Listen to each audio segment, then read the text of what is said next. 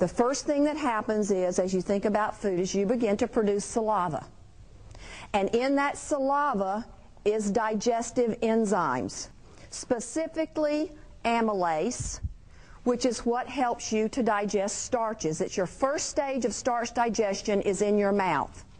Now you chew your foods up, if you chew them, and mix them well with saliva, and then you swallow it. The food travels down into the esophagus. Before it enters the stomach, it passes through what we call a sphincter muscle called the lower esophageal sphincter, and then the food passes into the stomach. Now, when you've started to think about food again, other things are happening. First, you begin to increase the mucus lining of the stomach. The next step is the production of hydrochloric acid and pepsin.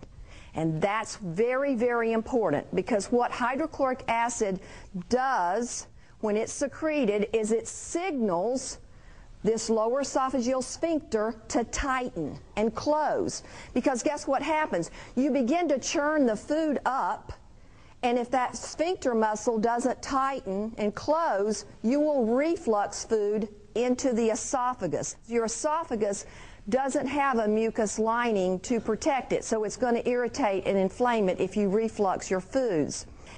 Now the next stage is food begins to leave the stomach, and it begins to leave the stomach in small portions. So as it leaves, you have two ducts, and that's duct, not quacking ducks. It's a duct. And this duct comes from the pancreas, and that's where your digestive enzymes are produced.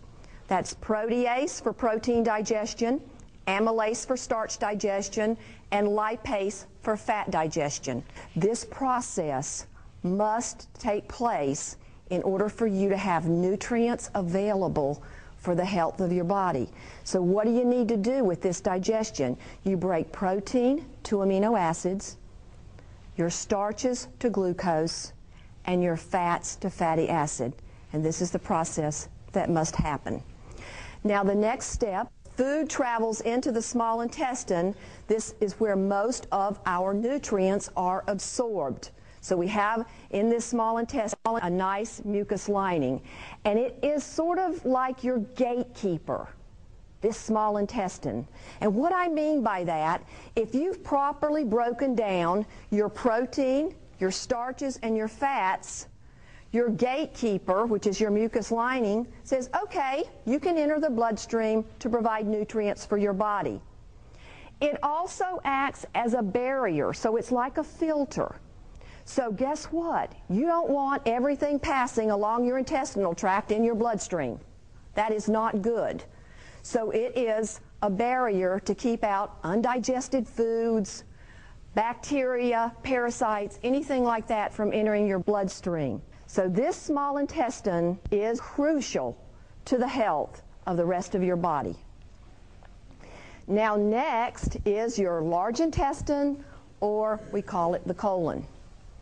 So as contents are coming over through the ileocecal valve into the large intestine, they should be in a liquid form.